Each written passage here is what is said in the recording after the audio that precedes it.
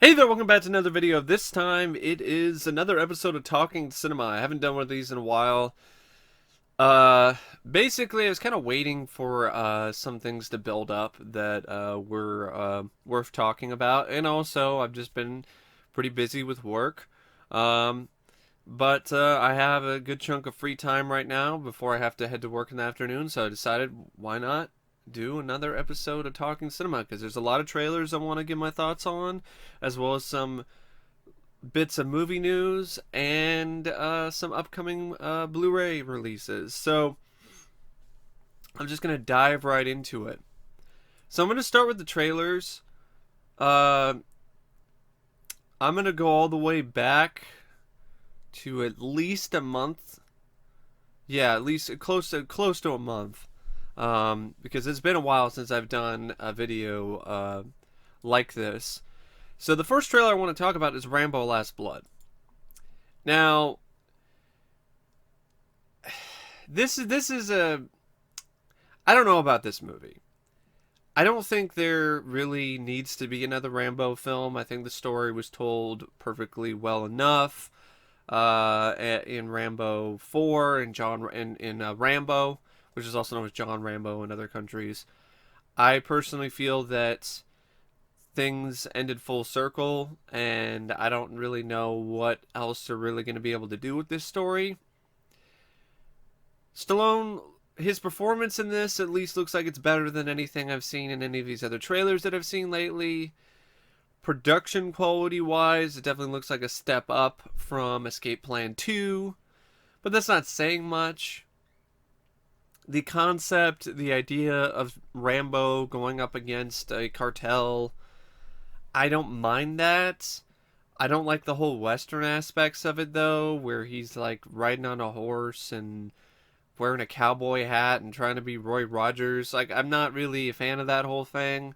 I know my friend Matt isn't either, and I definitely agree with him on that. I don't really care for that when it comes to Rambo.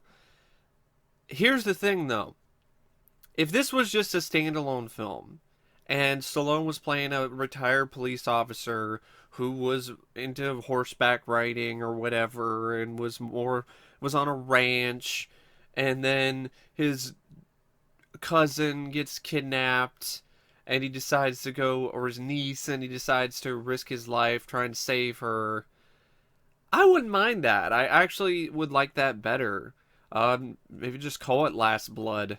I mean, take out the Rambo and just call it Last Blood. And it's just an action, down and dirty, gritty action movie in the vein of Sicario with some drama elements featuring Stallone as the lead. I would like that more than another Rambo film because I just think this is just going to be diminishing returns. I like the use of Old Town Road. I think my friend didn't care for the song. I actually don't mind the song, so I thought that was actually a inspired song choice, but that's just me personally.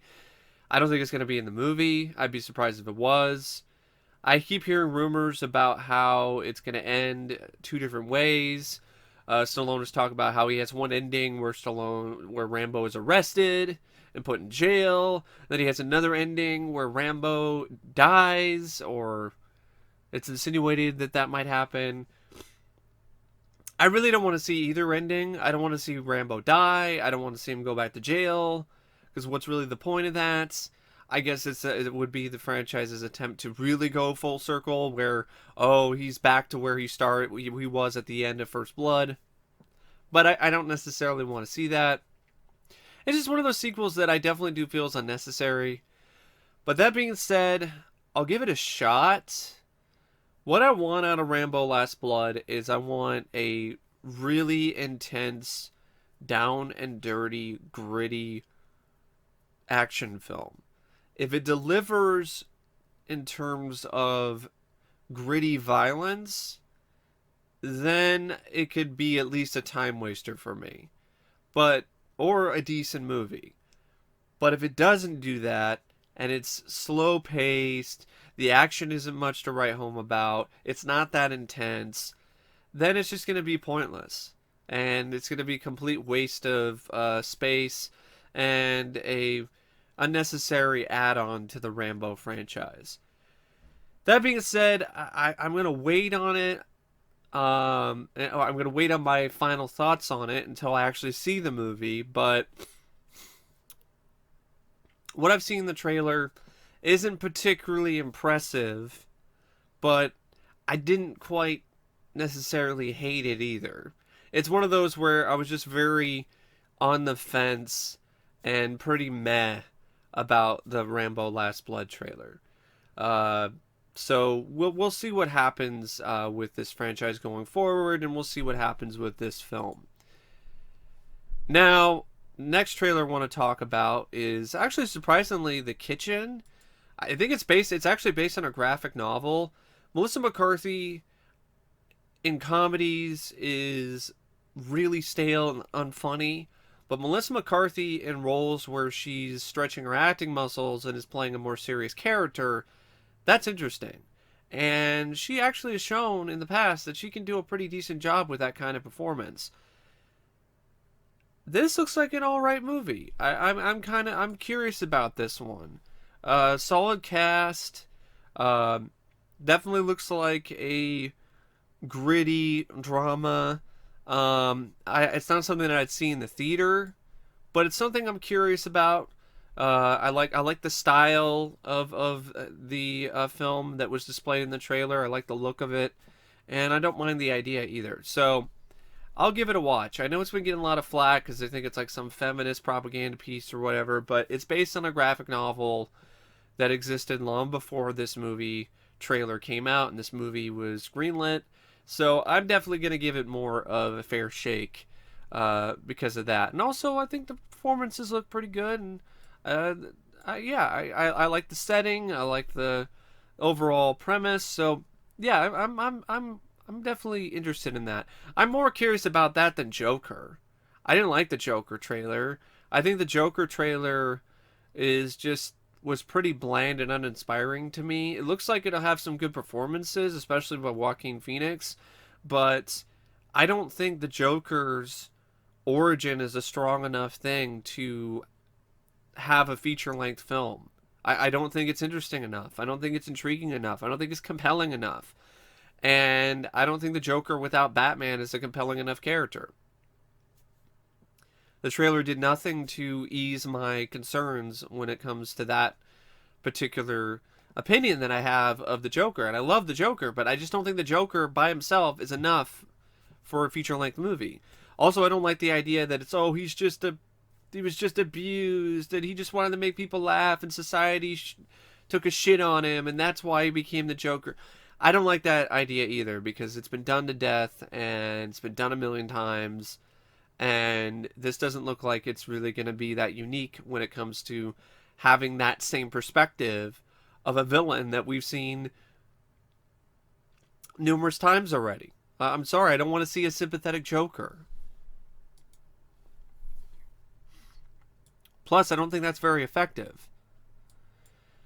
Speaking of not very effective, you have scary stories to tell in the dark. So I was really curious about this because I remember reading the books when I was a kid and the creepy illustrations and everything, and the teaser trailers that I saw looked promising. And in the back of my head, I was always saying, please don't be another Goosebumps. Don't take the same approach where you just make the stories come to life. And that's exactly what they did. And that is extremely disappointing. And my interest in the film completely diminished as soon as I saw the longer trailer. It's a movie I will still give a look eventually, but I'm no longer gonna rush to see it in the theater. If it was an anthology, I would have been there opening night. But the fact that it's not an anthology film and it is just yet another Goosebumps Jumanji clone where it's the stale, tired story of bunch of people, bunch of kids find a book and the stories come to life. I'm sick and fucking tired of that. It's so old. It's already to the point now where it's already decayed, and The horror anthology, you haven't really seen a lot of that in theaters. In fact, it's been a long, long, long, long time since there's been a horror anthology that's been released in theaters. I get it. Twilight Zone the movie really hurt that. And I know there were other films that came out later, like Tales from the Dark Side, Creepshow 2, and so on and so forth. But Twilight Zone the movie was like the last like really big studio uh, release when it comes to an anthology. And the controversy associated with the director and what happened on set with Vic Morrow and so on and so forth. And honestly, the overall film itself, in terms of its quality, which was definitely a mixed bag, and the fact that it underperformed in the box office despite making a decent profit but not doing as well as the studio would have hoped, it really did put a damper on the horror anthology when it comes to studios being willing to put money into them and release them in theaters. I mean, if you don't want to take my word for it, like take the word of the producers of Tales from the Crypt, the TV series. They even said, they pointed out and mentioned Twilight Zone specifically as one of the reasons why they did not want to do Tales from the Crypt as an anthology film, and why they decided to do a TV series instead. And speaking of TV series, I know, yeah, there's going to be Creepshow the series. I'm curious about it. I'm not excited because the last Creepshow related thing was that piece of shit Creepshow 3, but I'm curious. I'm more than willing to give it a shot because I like anthology TV shows. I'm leery of it, but I'm curious and I'm definitely going to give it a fair chance. And speaking of anthology films, there's a film called Nightmare Cinema that looks promising, that has, believe it or not, actually Mickey Rourke is the host, and there's even a segment that's directed by Joe Dante, and I think Mick Garris is also doing one as well. I could be wrong though, but I know Joe Dante is definitely doing one. That one looks interesting, and I'm probably going to give that a look pretty soon because, like I said, I'm a huge fan of the horror anthology. But that's why. But bringing things back to Scary Stories to Tell in the Dark, that's why I'm so disappointed with the approach that they're taking with this movie. As it's just the same old bullshit that I've seen with these adaptations of books.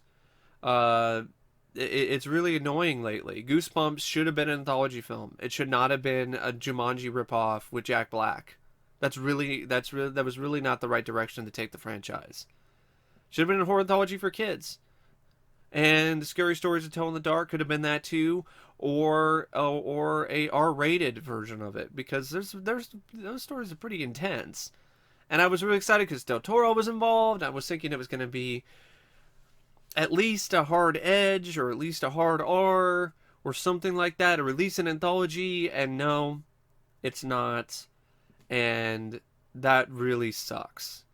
I will say this though, it does still have that really nice visual style that I liked in the trailers. There is a nice emphasis on practical effects, but it's just one of those things where it's just like I'm gonna wait till it comes out on home video, or I'm gonna stream it, because I don't see myself spending money to see it in the theater now. I was going to, but not anymore, because of the decision that they made when it comes to this story. And speaking of other films that I'm probably not going to see in the theater, It Chapter 2. Even though I like the story involving the kids all grown up as adults going up against Pennywise more than I like the kids aspect, the kids part of the story, I just don't really have a lot of high hopes for it. I don't mind the cast. It still looks good visually. I mean, it didn't look bad visually anyway. That's not really one of the problems I had with it.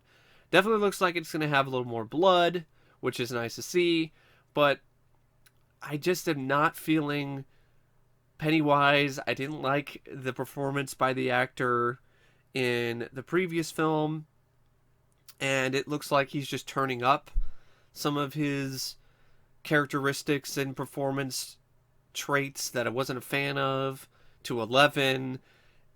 And the stuff with the old lady reminded me way too much of The Shining, and it wasn't nearly as effective. And then you have, Pennywise. He sounds like Winnie the Pooh. He sounds like Winnie the Pooh. He sounds like he should be going after honey instead of going after these kids all grown up. But that's just me personally. I'm just not really big on the upcoming It. I wasn't really that big of an It to begin with, so I'm not super interested in It Chapter 2. If you are, that's fine. I'm just not really that big on it. There's another Shaft film coming out with Samuel L. Jackson, Richard Roundtree, and Jesse Usher Jr. or something. The actor who was in Independence Day Resurgence, who played Will Smith's character's son in that film. He was god awful in that. He definitely looks better here. The Red Band trailer actually kind of got me curious about seeing the movie one day. Looked like it might be a fun movie. I gotta be honest, I like the Red Band trailer. It looked like Sam Jackson was having a blast. Looked like Tim Story might have learned some of his lessons from his previous work and learned how to maybe shoot some action sequences properly. I am definitely willing to give that a look. I want to rewatch the Shaft films though before I watch this, because I think that's going to help, because there's probably going to be some in-jokes and references to other films in the franchise. I think I might be a little bit. I think I might be a little left out if I don't revisit those beforehand. So I don't know when that's going to be, but maybe sometime in the future, because I definitely am curious about this one. That being said, this film did not do that well, and it's going to do even worse because it already got dumped to Netflix internationally. And you know what that means? That means it's already being pirated. It's already gotten HD 1080p rips that have been put on the internet, and less and less people are going to be going to see that in the theaters. I think it came out, a couple weeks ago? Really bad timing on Netflix International's part. But, I guess the studio saw the diminishing returns or box office for Shaft in the States, so they thought that in the UK it wouldn't do well at all, so they just decided to just dump it to Netflix.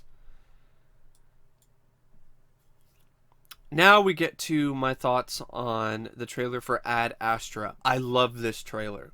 I love sci-fi. I love big budget sci-fi. And this looks like another promising event film when it comes to the science fiction genre. Brad Pitt is a good actor. It's nice to see him in this type of movie. I can't even think of the last film he did where it was a sci-fi film. Other than 12 Monkeys, he had a bit role in that.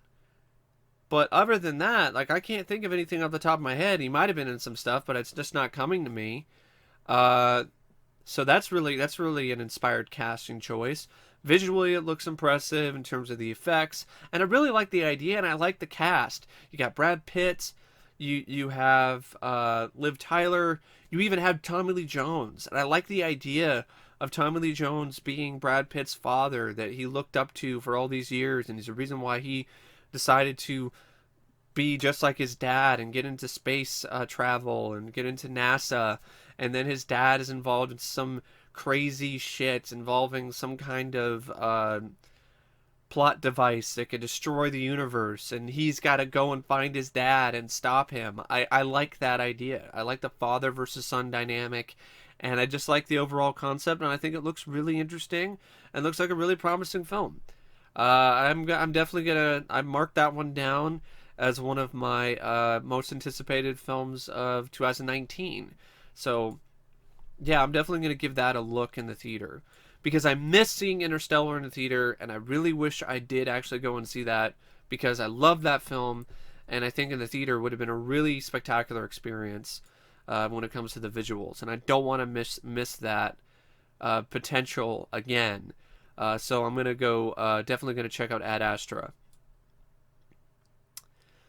Stuber, don't give a fuck. It looks fucking awful.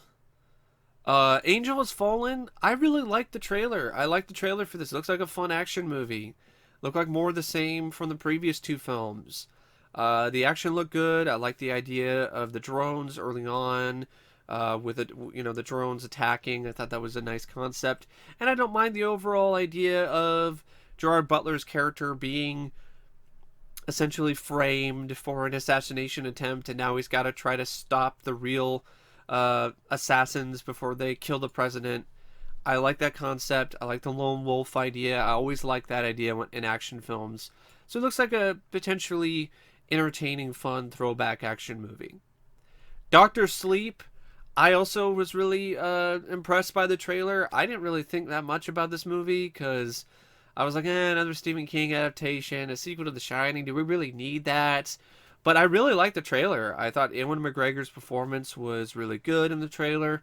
I really appreciated and enjoyed the visuals and a lot. Definitely the messages and stuff and the webs. I thought that was really clever and unique. I like the idea of placing Terrence's son into sequences in The Shining, and kind of the way that it's showing the flashback scenes. I thought that was unique and interesting.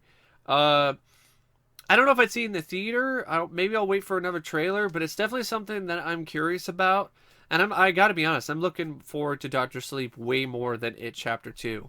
If we're talking about Stephen King film adaptations. Because it's something different. It really is. Unlike Pet Sematary, the new adaptation that came out this year, which looks really bland and uninspiring. Or It Chapter 2, or It. Those have been adapted already. Doctor Sleep has never been adapted until now. So this is somewhat fresh. This is somewhat new. And that's what's really getting me excited for it. Next trailer I want to talk about is Ready or Not. This came out of nowhere. I didn't know anything about this movie until I saw this trailer. I didn't even know it was even coming out this year. And it really looks like my type of movie. I like the idea quite a bit of this crazy family who has this really insane initiation ritual for like a new marriage, and it also involves horror, and it's a really deadly game of hide and seek. I like the mix of macabre humor with horror. I think I thought the performances looked pretty solid. I like the visual look and flair of the film. It definitely looks like there's a budget behind it, despite the fact it's probably more of a mid-budget film. It's a movie that I thought looked like a lot of fun. Nice bits of practical gore as well. So yeah, I'm looking forward to Ready or Not. Next trailer I want to talk about is actually Point Blank. It's a Netflix buddy cop type movie that has Anthony Mackie and the actor who I'm trying to remember. God, what is his name? Like, he was in Captain America: Winter Soldier. He played Grillo, Frank Grillo. So it's got Frank Grillo, who played Crossbones in Winter Soldier, Civil War. He was also in Winter Soldier, and Anthony Mackie. And it looks like a fun, old school buddy movie, buddy action movie, in the vein of like 48 Hours. It looks like a lot of fun. It looks like it has some decent bits of action. Really enjoyed the back and forth banter between Mackie and Grillo. It's a film that I think could have been successful in the theaters, but they decided to dump it to Netflix instead, which I'm alright with. Definitely going to give that a look. Looks like fun.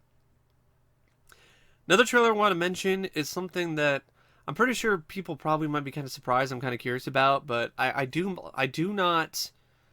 It's one of the.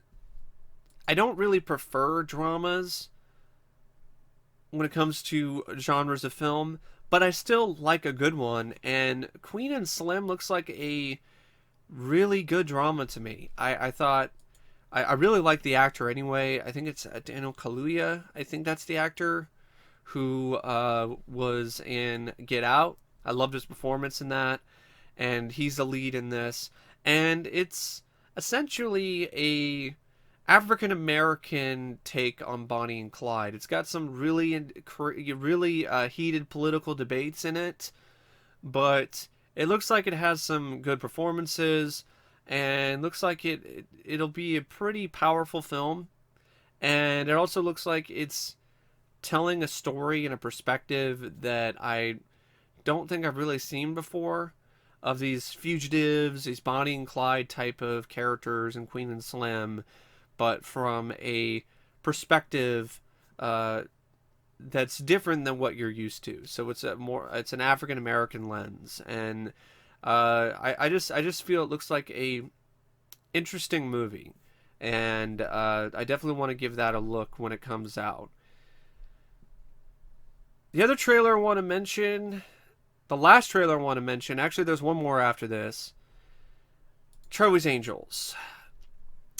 The first two films are not masterpieces by any means. I can enjoy them as fun, over-the-top, cheesecake action movies. This doesn't look great, but it also doesn't look as apocalyptically awful as a lot of people are making it out to be. This trailer's worst crime is how generic it looks. It doesn't look like it's going to be this year's Ghostbusters, the 2016 Ghostbusters. It doesn't look like that at all to me. That was more than likely The Hustle. This doesn't really, it just looks like a meh movie. It looks like a very mediocre film, which does bring the question, like, why even make it in the first place? That being said, I really like Kristen Stewart in this, and it's one of those things where maybe she's really started to evolve as an actress and gotten better at what she's doing, because I really did like her attitude and her charisma in that trailer. The other girls were kind of there were some bits of action that were decent. It's one of those films that I'll probably give it a watch when it comes out on streaming or home video one of these days, but it's not something that I'm going to run out and see in the theater, and I'm definitely not going to pay money to see it. And I don't know if anyone really is going to do that. I think this is going to be a pretty big bomb for the studio. I don't know where the audience is. The trailer isn't that impressive. It's one of those things where it's very unassuming. It's very bland, and it's very it looks like a palatable film at best, but it doesn't look spectacular. It doesn't have the same eye candy visuals as the other films in the series did. So it just looks like a very movie. Kind of reminded me of that Mod Squad film that came out in I think the early 2000s that like did nothing in the box office. So that's kind of what it reminded me of. It doesn't help either that there's a lot of the cast members are very raw and not very well known. I don't know. It looks like it could have easily just been like the pilot for a Netflix series, and maybe it would have been better off that way than as an actual film. But that's just me personally. The next trailer I want to talk about, the last trailer I want to talk about, is for a film called Itsy Bitsy. The title is dumb. I get it, Itsy Bitsy Spider, I understand, but it's just a silly title. But then again, pretty much every single title involving a spider has already been done. So I get why they chose the title that they did. But the reason why I'm bringing it up is this looks like a fun creature feature. It involves a very simple plot. A family moves into some house that's been abandoned for years, and they encounter a giant mutant spider. It's not super giant. It's not like 50 feet tall or anything. It's a larger than normal size spider, and it looks like it's going to incorporate a lot of the elements that I think are the most effective in these type of movies. The claustrophobia, the suspense of where's the spider hiding, and so on and so forth. And it reminded me of Arachnophobia in some ways, and that's a good thing. And I really was surprised by the amount of practical spider effects I saw in the trailer. So, yeah, I am definitely going to give that one a spin sometime when it comes out. So that's my thoughts on the trailers, the most recent trailers and stuff like that. Now I want to talk about some bits of movie news, just a couple ones. I want to give my thoughts on Swamp Thing, the new DC Universe series. First off, I've been really impressed by all the set photos I've seen of the swamp, of Swamp Thing himself. I really like the trailers. I love the dark and just disturbing horror vibe of the entire series that I've seen the trailers for. I was really, really excited and really, really interested in this show, and I still am interested in this show, but a lot of my enthusiasm got completely sucked dry when I found out that it was canceled. The first episode airs and it's already canceled. The reasons I hear are back and forth. There's one where it's like it costs too much. It costs $85 million. The budgets were skyrocketing, and I could kind of see that because it does look like a high budget show. This looks like the biggest budget show for that platform to date, easily. From the practical effects to the swamp set to all these other things. I mean, the swamp set apparently cost it's rumored to cost $2 million. And if you look at photos and you look at the scenes that you've seen in the trailer, or if you've seen some of the show already, you can definitely see that on the screen. I don't know how much Derek Mears's Swamp Thing suit cost, but it was probably a good chunk of change, and it was worth it because the suit is jaw dropping. It is easily some of the most impressive practical makeup effects I've seen in years, and it's so lame that, well, that's not going to really lead to much. It's one season, and that's it, which is really fucking shitty. I feel really bad for the people who worked on the show, from the writers to the directors to the stagehands to the crew to everyone who worked on that show, to the actors and the actresses. I feel terrible for the individuals that worked on Swamp Thing, because they were working on this show that they were very passionate about and really got into, and they didn't even get to do all 13 episodes that they were initially going to be able to do. The first thing I heard about with this show was, I saw some pictures, and I liked what I saw, and I saw that little teaser trailer. But then pretty soon, around the same time in the teaser trailer, the show already got 3 episodes taken off. They had to stop production of the show unexpectedly. And I was like, that's a bad sign. And then later, find out that it's been canceled entirely. And I keep hearing all these different reasons for why. It was too expensive. Then I hear something involving North Carolina and something involving their budgets, and something wasn't signed properly, or something wasn't handled properly on their end or on Warner Brothers and DC's end. And then I hear another one that, well, there's a rumored absorption that's going to happen, where the DC universe is going to get absorbed into Warner's new streaming app or whatever, and they don't want to do Swamp Thing because they're going to absorb all this stuff into the new app, and they don't want to do another season. Whatever it is, this looks like a really promising show, and it looks like it got the fucking shaft. It looks like it got a dick up its ass, and that's fucking sucks. It really does. That being said, I will give the show a watch when all the episodes are available. I mean, Derek Mears looks like he's going to play the quintessential Swamp Thing. I mean, in terms of look, in terms of appearance, in terms of his demeanor, and nothing against Dick DeRock. I thought he did a really solid job too with Swamp Thing. But I mean, that is the most impressive and most comic book accurate Swamp Thing I've seen to date, easily.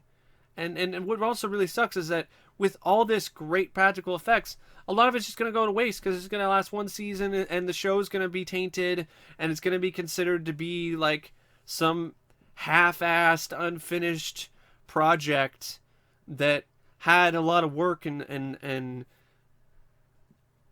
energy put into it, but a lot of it didn't really lead to much of anything. And I'm really worried that the show's going to hurt. The show's really going to suffer even with these 10 episodes, because it won't really have an ending. Because it was stopped in the middle of production. So I'm worried that you're just get to the 10th episode, it's going to be a cliffhanger or something, and there's not really going to be any resolution to it. And here's one more reason why it might have been canceled.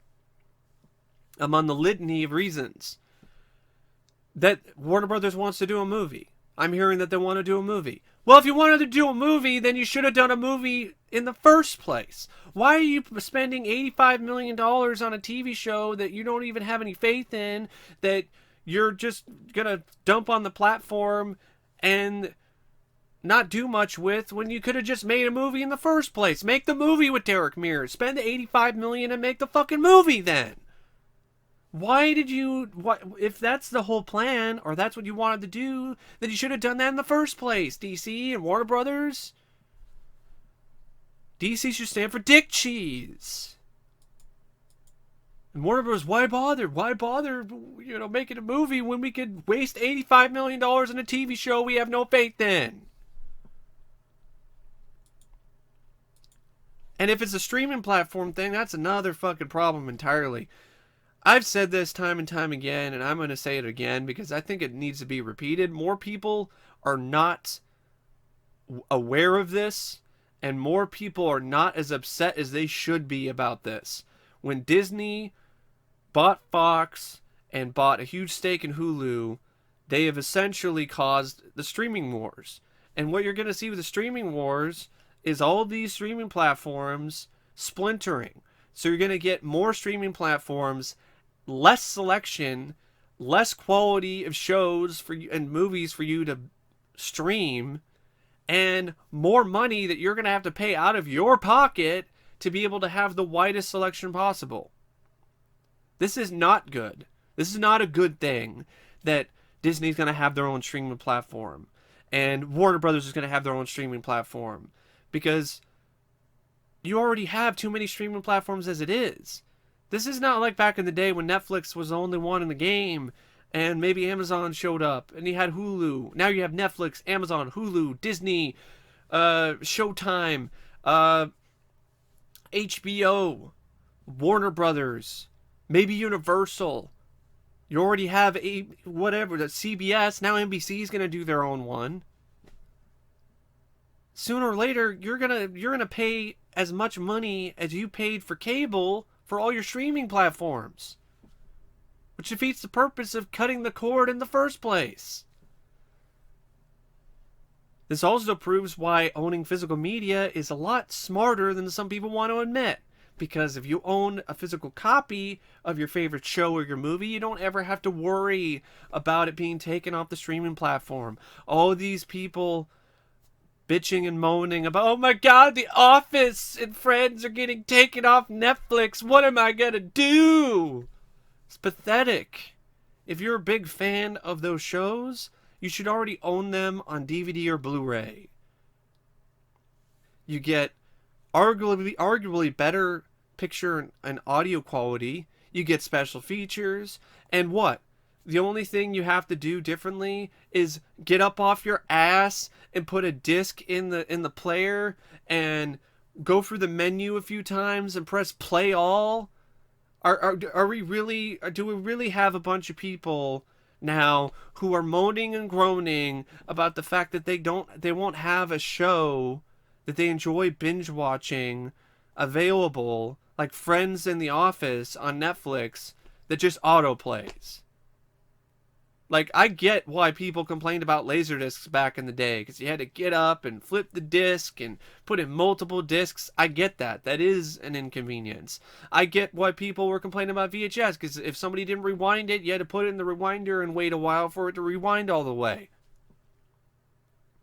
But people who are complaining about not having the ability to binge watch The Office or Friends, I don't get that. You're pathetic, and your complaints are ridiculous. It just is showing that you'd rather be as lazy as humanly possible than get the show on DVD or Blu-ray and go through the trouble of putting a disc in a player and going through the menu and pressing play. I don't feel sorry for you. I'm sorry, and no one really should. Even in your own generation, you should be looking at yourself and your way you're behaving and writing articles and going, "Oh my God, what am I gonna do? I can't watch Office on Netflix." You should be looking at one another and being like, "We are fucking pathetic."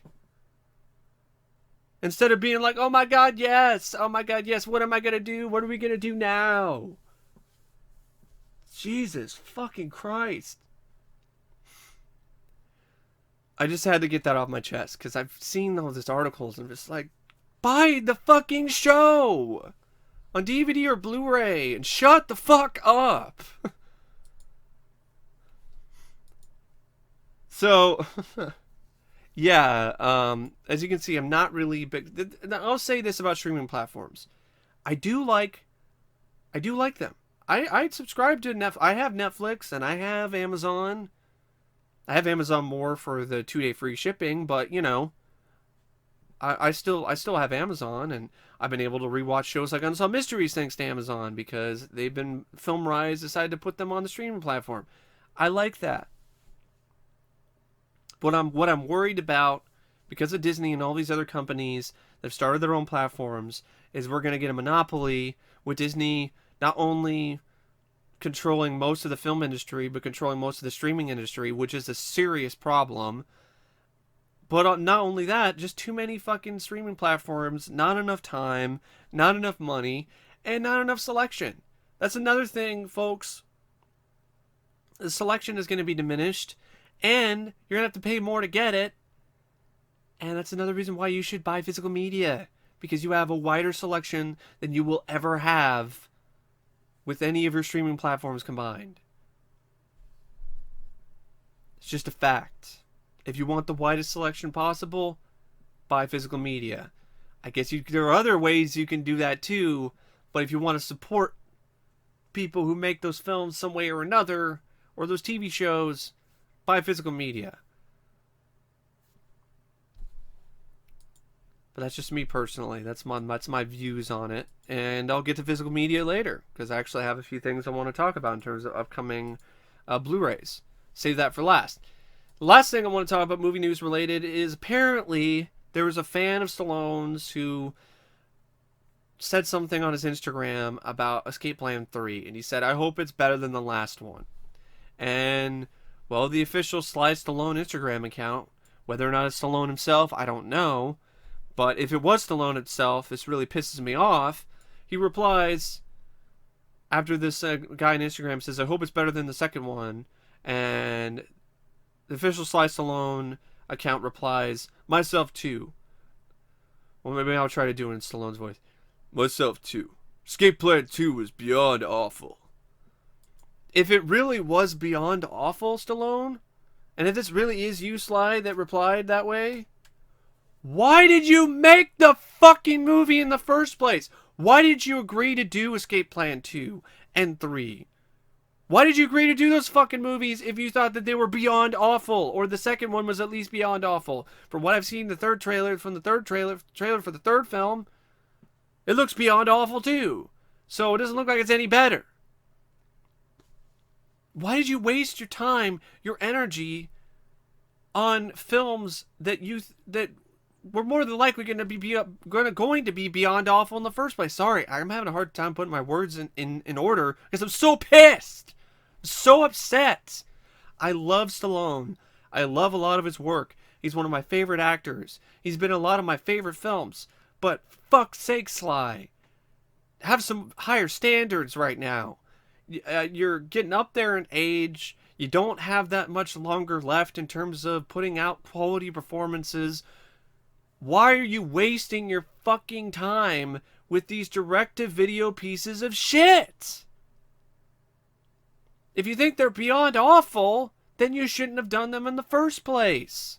Should have done Ex-Baghdad. Why did you not do that? Why did you not co-star with Jackie Chan? Instead, you did Escape Plan 2 and 3. Why did you pass that up for these?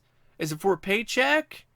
If you're struggling financially, maybe you need to look into why. Maybe you're spending too much money. Maybe something's going on with your finances. I don't know what it is, but if that's the case, that's really sad.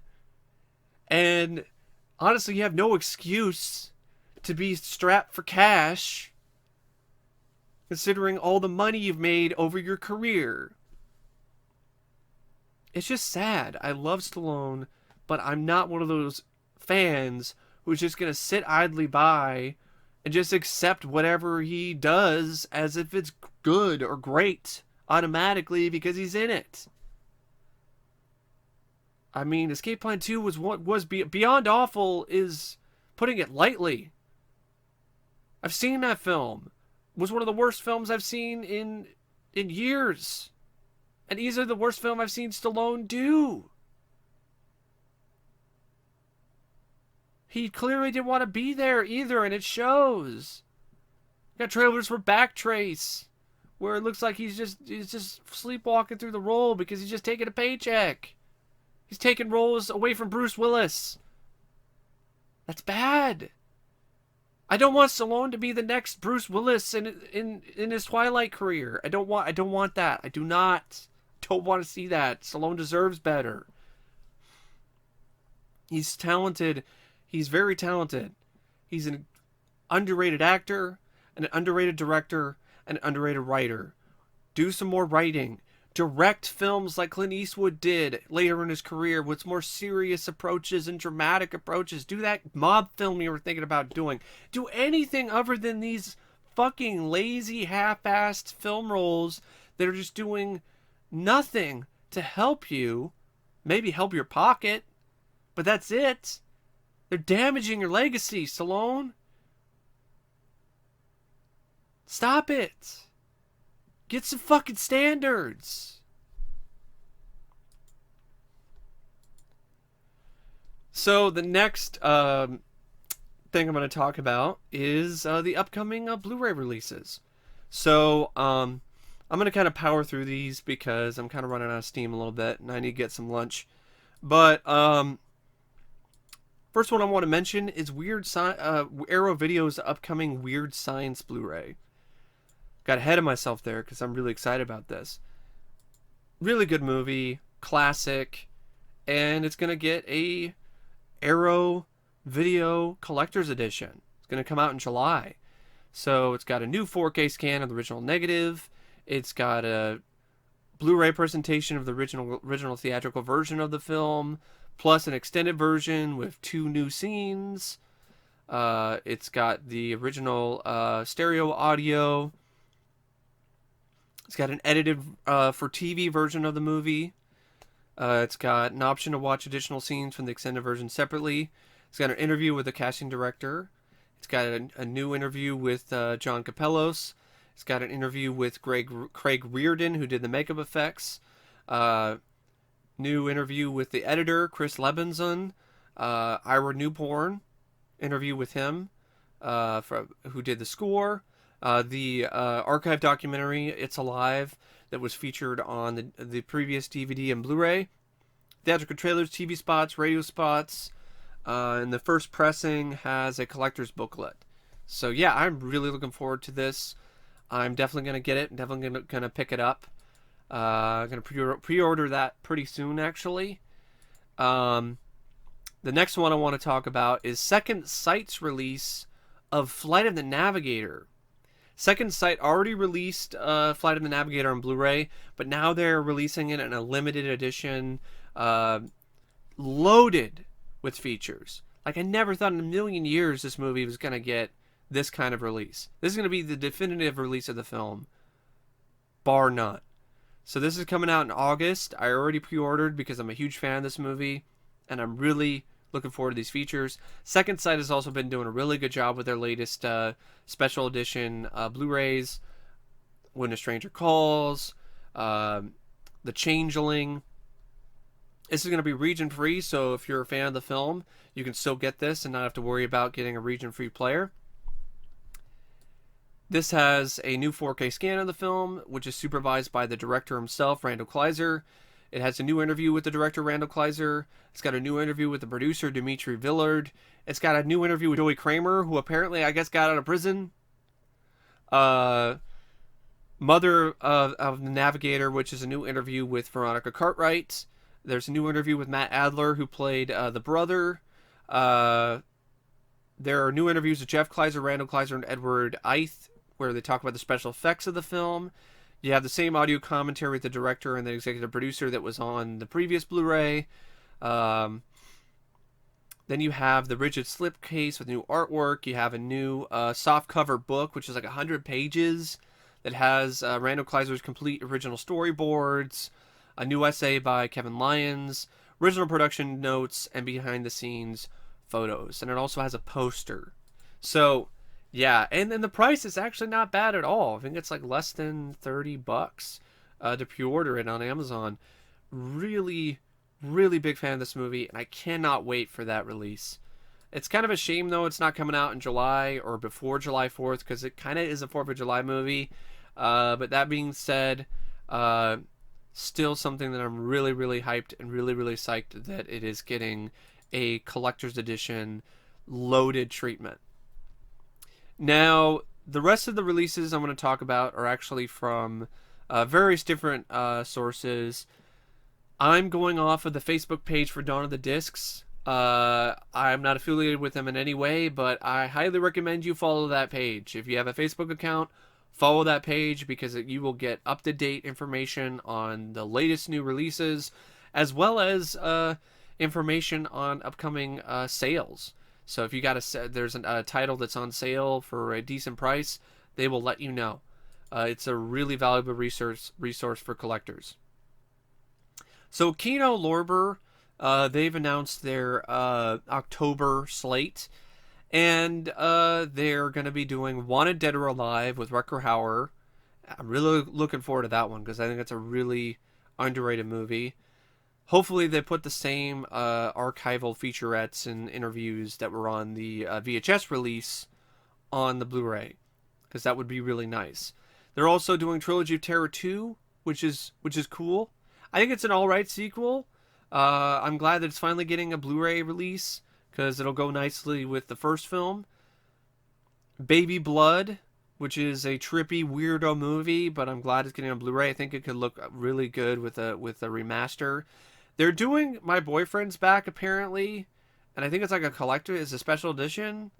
If it has features, like a commentary track, interviews of the cast and crew, or more to it, I'm going to be really all for that, because I'm a big fan of that one. I've laid off getting the Blu-ray because it's bare bones, but if this has features and is like a whole new deal, then I'm definitely going to be all for that. They're also doing release of Parasite, but only the last one I personally feel is worth mentioning is Phobia, which is a film that has not even had a DVD or Blu-ray release to this day, and it's a film I've been really curious about. I like the idea behind it. I don't think it's going to be a great film, but it's still a movie that I want to see, and I want to see it widescreen and in HD, which has never been seen in that way. Before, the only way you could see it is on a VHS rip, and only on VHS. Then we have one of the biggest announcements of this year, Scream Factory's upcoming collector's edition of The Blob, the 1988 remake. I am so hyped. I mean, look, I'm the guy who has a Blob poster. I cannot wait for this release. I've been waiting for a collector's edition treatment for this film for years. It is so nice to see and hear that it's getting it. I'm definitely going to be picking that up. The Twilight Time release is fine. I have it. But I'm so glad that it's getting a wider release for those who weren't able to get that release. And for those of you out there who haven't seen the film and are curious about it, but just weren't able to get your hands on a Blu-ray. Don't know exactly what the features are just yet. I will probably mention them in an upcoming video when I get the news about what they are. I did hear briefly from Scream Factory that they've done a decent amount. If that's the case, then this has the potential to blow Twilight Time's release out of the water. Now, Sony kind of does this thing where they don't really allow people to do new transfers. I don't know if they let Shout Factory break that rule or not, but we shall see. It's one of those things where I don't know. We'll wait and see in terms of the transfer. The transfer that was used for the Twilight Time release is fine anyway. So if that's just ported over to this release, I don't really have a problem with that. I prefer a new transfer, but if it's got the same transfer but a lot more special features, and like a way more in-depth interview with Chuck Russell, because the one that's on that disc is really lame.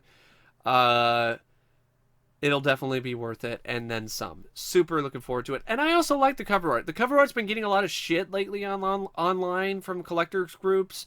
I don't get it. I really don't. I've seen much worse from Scream Factory. I mean, look at the Entity cover art. That's the epitome of laziness. Or for example, Darkman. Darkman was terrible. Darkman to me is 10 times worse than the Blob artwork.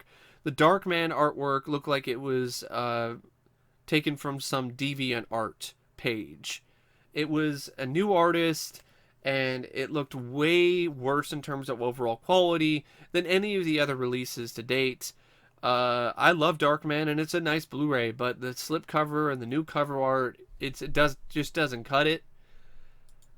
The film deserves better. With the Blob release, I don't see the problem. What is so awful about the cover art? I like it. I don't think it's that bad at all. And I really like the fact that it's getting a release. Another film I'm really excited for the release of is Vice Squad. Vice Squad is finally getting a Blu-ray. Scream Factory is doing a collector's edition. It's got a new 4K scan. It's got an audio commentary with the director. It's got an interview with actor Gary Swanson. It's got an interview with Gary Sherman, the director. An interview with the producer. It's got an interview with actress Beverly Todd. It's got an interview with Pepe Serna, who's one of the actors. It's got an interview with another actor, Michael Ensign. It's got a look at the locations of the film. It's got the old audio commentary with the director. It's got the edited trailer, radio spots, and so on and so forth. It's a bummer they weren't able to get Wings Hauser, but apparently tried to get him, and he declined. Or Susan Hubley, and I think she declined as well. But it's still better than nothing, and it is really nice to see that this film is finally getting a Blu-ray release. The other noteworthy release is the Omen collection from Scream Factory. Apparently it's going to have a ton of features, it's going to have new transfers, it's already got a pretty cool looking box set. Only 10,000 units of the box set are being made apparently, so they're doing that really, really, limited quantities shit. The Omen is a franchise that I like the first two films. I like the second film a lot. Well, I wouldn't say I like it a lot. I like it. The first film I don't mind. The third film I think is really disappointing and frustrating. The fourth film is a piece of shit, and the remake is also a piece of shit. So it's one of those franchises that the box set would be nice for the collection. It depends on what the features are, though. If the features are extensive, then I'd be curious about it, and I might get it. But if they're not, I could honestly care less. So it all depends on the features when it comes to this Omen box set. Arrow is doing a Hills Have Eyes Part 2 box set. I don't know why. They're loading it up with features and all different types of goodies. Okay, whatever. It's kind of one of those things where it's really surprising, but whatever. We'll see. And apparently Paramount has made a new deal with Scream Factory because they're doing a Blu-ray of Let's Scare Jessica to Death, which gives me hope that maybe there will be an April Fool's Day release in the future. That would be really nice to see. But we shall see if that ever really comes to be. But yeah, those are my thoughts on the noteworthy, to me at least, upcoming releases from Scream Factory and various other companies. Anyway, I'm running on fumes and I'm really hungry, so I'm gonna stop and I'm gonna refuel my batteries for my closing shift tonight at work. And anyway, thank you for watching this video, and as always, I will see you later. See ya.